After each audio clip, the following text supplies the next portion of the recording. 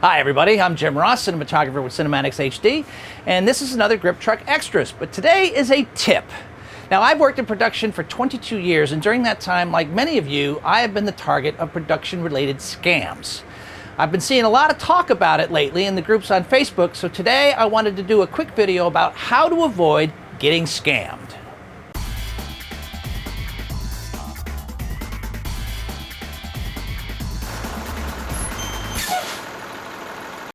The most common production scam goes like this.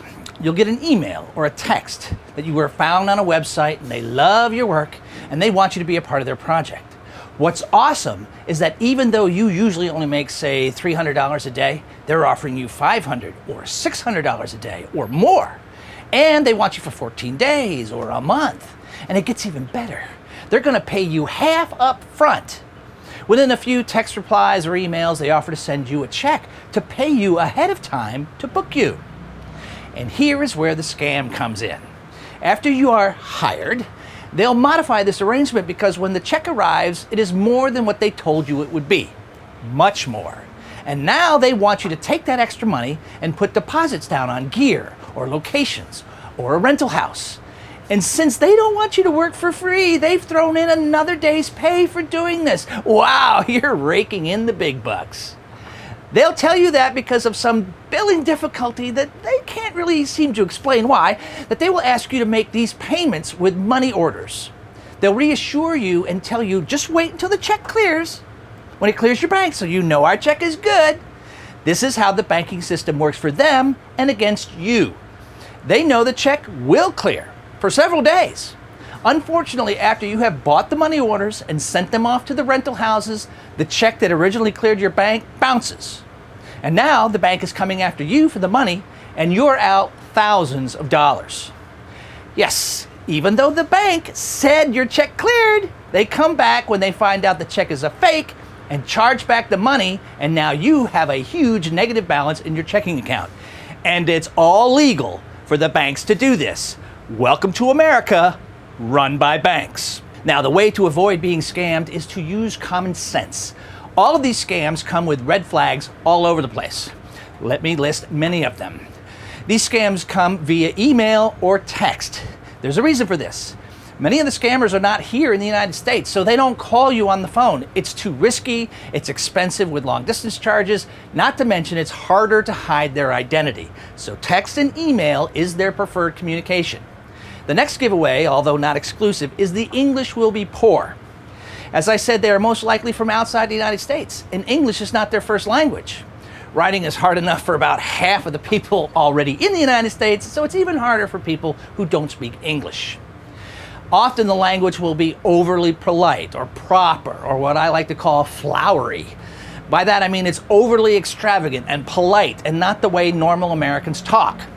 This should be your first hesitation. The second thing you will notice among the flowery language is they will claim to know you and got you from some website which you've probably never heard of. They'll tell you how great your work is and promise to pay you more than what is your regular rate. However, after that, they ask you to contact them in return. They'll ask you to send your contact information and your resume, and this is yet another red flag. They just wrote you and told you how great they think you are and how they found you on this website, albeit a website you may not even know about. And then suddenly they're acting like they don't know who you are. Makes no sense, right? Right, because it makes no sense. They should know who you are, but they don't know who you are. You're just a number. I think another reason they offer higher rates is they want you to get excited. Instead of the normal $300 or $400 a day you normally get, they're offering you much, much more. Now, I started this off by saying use common sense, and I will repeat that now. Why would somebody offer you double or triple your rate if they've never met you and never worked with you? They won't. Now, another red flag is offering you a position you don't do. I get offered first assistant camera jobs or PA gigs or camera operator opportunities. I am a DP and a gaffer. So as soon as I get these first AC offers, I know it's a scam. But DPs and gaffers can also get scammed.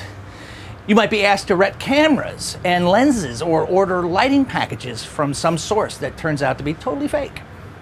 So be cautious even if they do offer you your real job position.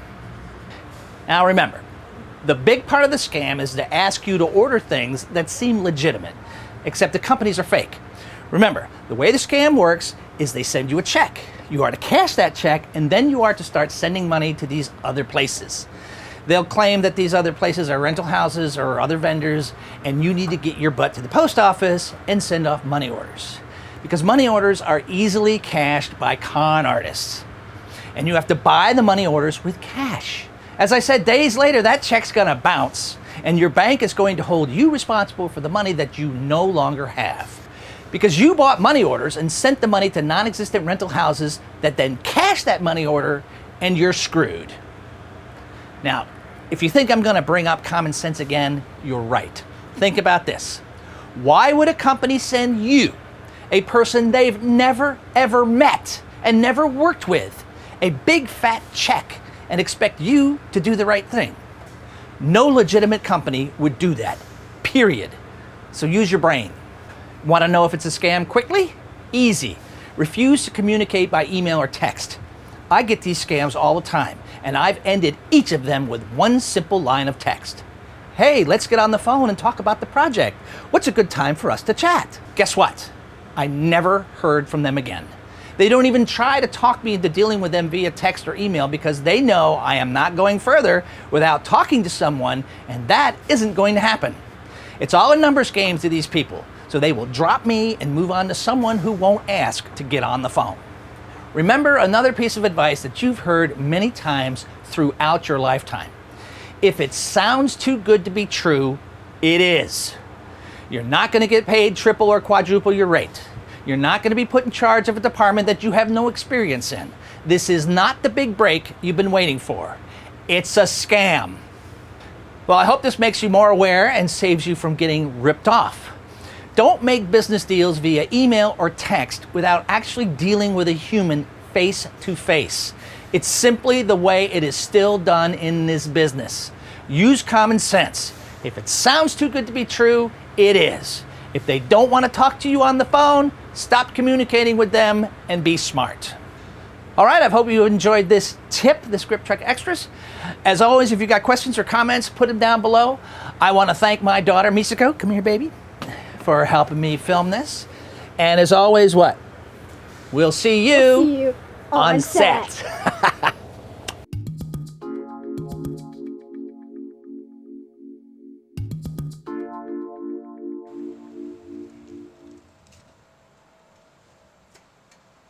My dolly grip. And stop. Good job.